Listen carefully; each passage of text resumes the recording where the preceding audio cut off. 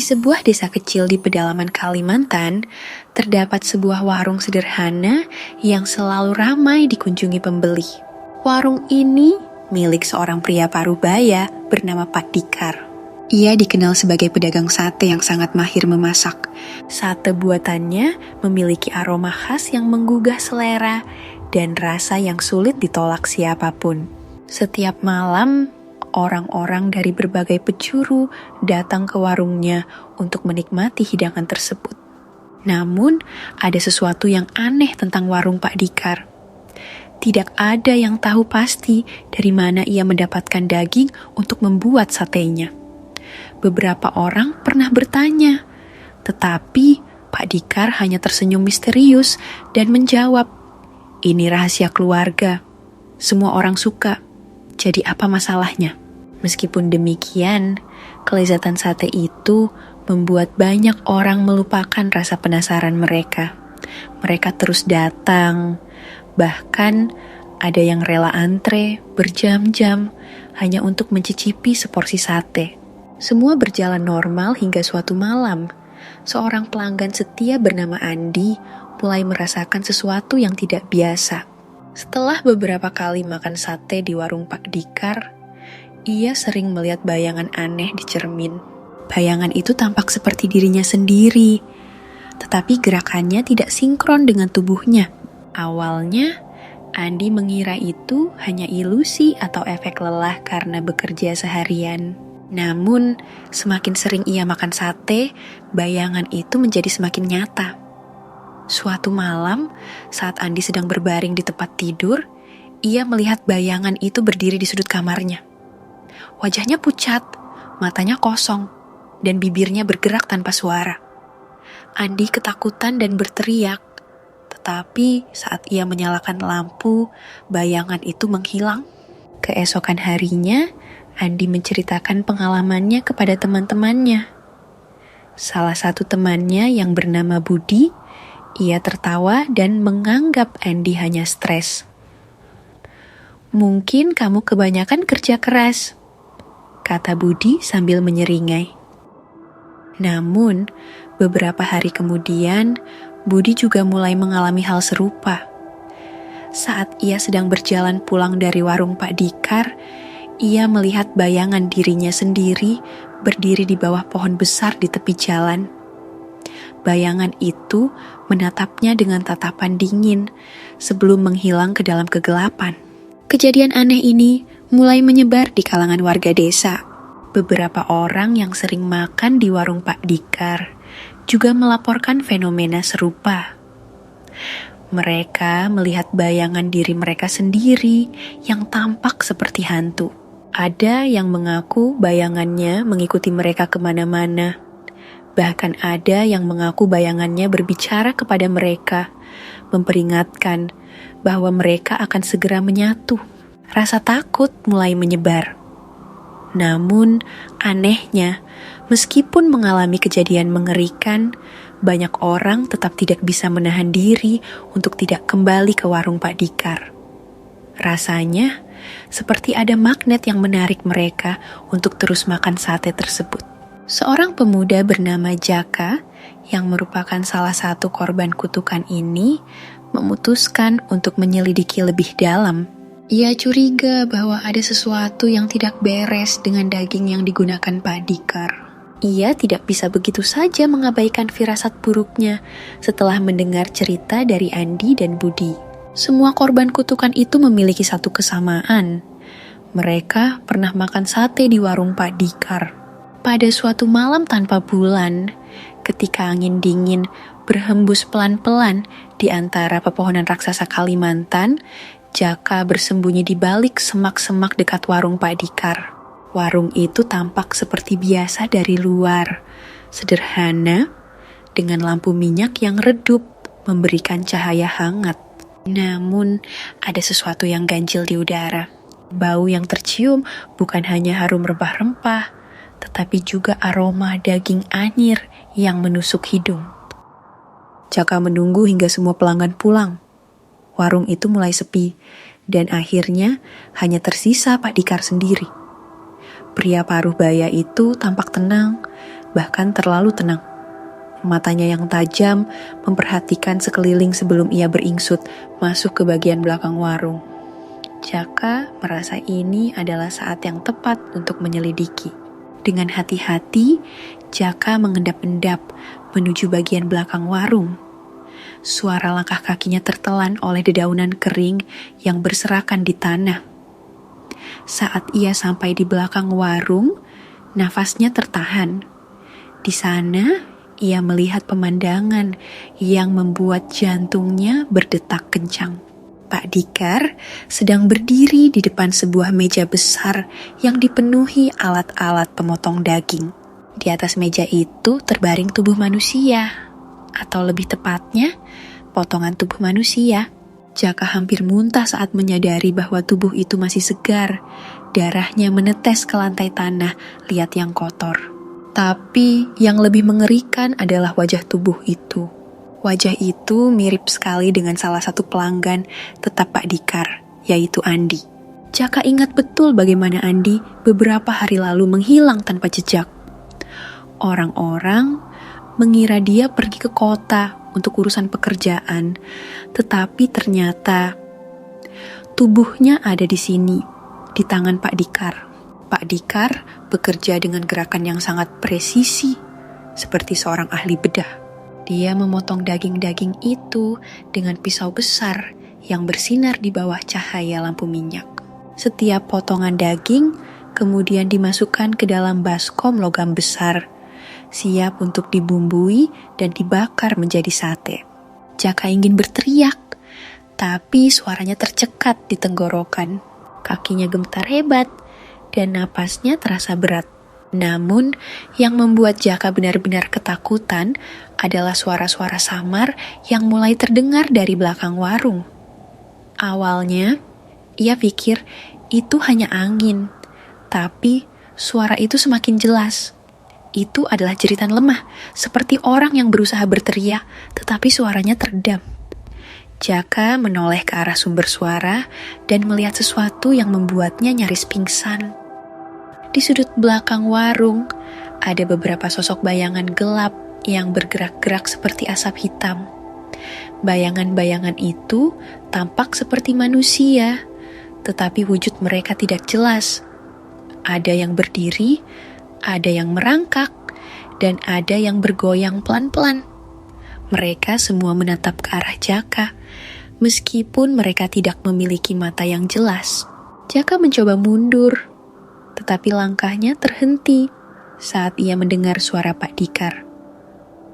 "Kau sudah tahu," kata pria itu dengan suara rendah dan datar, tanpa menoleh ke arah Jaka. "Sekarang, kau harus ikut bergabung." Pak Dikar akhirnya berbalik, dan Jaka melihat wajahnya untuk pertama kalinya dengan jelas.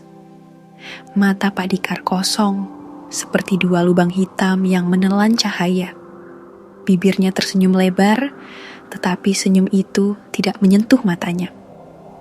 Di tangannya, ia masih memegang pisau besar yang berkilauan dengan bekas darah segar. "Kenapa kau?" bisik Jaka, suaranya bergetar. "Kenapa kau melakukan ini?" Pak Dikar tertawa pelan, suaranya seperti derit pintu tua yang berkarat. "Ini bukan tentang aku," katanya. "Ini tentang mereka." Dia menunjuk ke arah bayangan-bayangan gelap di sudut ruangan. Mereka lapar. Mereka haus akan tubuh baru. Dan kau sudah memakan daging mereka. Jaka membeku. Pikirannya berputar cepat. Ia ingat bagaimana rasanya sate itu begitu nikmat, hingga ia tidak bisa berhenti memesan porsi demi porsi.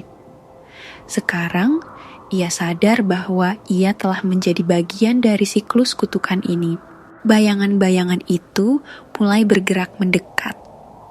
Mereka berbisik-bisik dalam bahasa yang tidak dikenal Jaka, tetapi ia bisa merasakan amarah dan kelaparan mereka. Salah satu bayangan itu meluncur ke arahnya, menyentuh kulitnya dengan dingin menusuk tulang. "Jangan takut," kata Pak Dikar dengan nada menenangkan, meskipun senyumnya tetap mengerikan. "Kau tidak akan mati. kau akan hidup lagi dalam bentuk lain. Sebelum Jaka sempat kabur, tubuhnya tiba-tiba melemah. Kakinya tidak bisa bergerak dan pandangannya mulai kabur. Yang terakhir ia lihat adalah bayangan-bayangan itu menyelimuti tubuhnya, menyerap energinya, dan meninggalkan dirinya dalam kegelapan total. Keesokan harinya, Jaka ditemukan oleh warga desa dalam kondisi yang sangat lemah. Tubuhnya kurus kering, matanya kosong, dan dia tidak bisa bicara. Hari-hari Jaka menjadi mimpi buruk yang tak pernah berakhir. Setiap kali ia berdiri di depan cermin, bayangan itu tidak lagi sekadar meniru gerakannya. Ia mulai mendengar suara-suara pelan dari dalam cermin, seperti bisikan-bisikan yang menggema di kepalanya, mendorongnya untuk melakukan hal-hal aneh dan mengerikan. Suatu malam, saat ia sedang duduk sendirian di ruang tamu, ia tiba-tiba mendengar suara keras dari arah dapur. "Kenapa kau menolak takdirmu?" kata suara itu dalam nada dingin dan penuh kemarahan. "Kami lapar, kami butuh tubuh baru." Jaka bergegas ke dapur, tetapi tidak ada siapa-siapa. Hanya lampu yang berkedip-kedip, seolah-olah kekuatan listrik sedang diganggu oleh sesuatu. Saat ia kembali ke ruang tamu, ia melihat bayangannya di cermin menatapnya dengan mata merah menyala. Bibirnya bergerak tanpa suara, tetapi pesannya sampai ke pikiran Jaka dengan jelas. "Kau adalah salah satu dari kami sekarang." Jaka panik dan memutuskan untuk meninggalkan rumahnya. Ia berpikir bahwa jika ia bisa melarikan diri jauh-jauh dari tempat itu, mungkin ia bisa memutus ikatan dengan bayangan itu. Namun, kemanapun ia pergi, bayangan itu selalu mengikutinya. Bahkan di tengah hutan Kalimantan yang gelap dan sunyi, ia masih bisa melihat siluet hitamnya di balik pepohonan, seperti asap yang mengambang di udara. Suatu malam, saat ia sedang beristirahat di sebuah gua kecil, ia didatangi oleh sosok misterius. Seorang pria tua berwajah keriput dengan mata yang bersinar hijau redup. Pria itu memperkenalkan dirinya sebagai Mbah Suro, seorang dukun tua yang tinggal di pedalaman. "Kau telah terjebak dalam siklus kutukan sate," kata Mbah Suro dengan suara serak. "Ini bukan sekadar kutukan biasa. Ini adalah ritual kuno yang diciptakan oleh roh-roh kelaparan dari zaman nenek moyang." Mbah Suro menjelaskan bahwa Pak Dikar bukan manusia biasa. Ia adalah penjaga portal antara dunia nyata dan dunia bayangan. Portal itu hanya bisa bertahan jika ada pengorbanan. Orang-orang yang memakan sate akan diserap oleh bayangan mereka sendiri. Lalu, tubuh fisik mereka digunakan sebagai bahan dasar untuk sate berikutnya. Setiap orang yang makan sate itu akan kehilangan jiwa mereka secara perlahan, lanjut Mbah Suro. "Bayanganmu adalah wujud dari rasa lapar roh-roh itu. Jika kau tidak segera memutus rantai ini, kau akan menjadi bagian dari portal itu selamanya."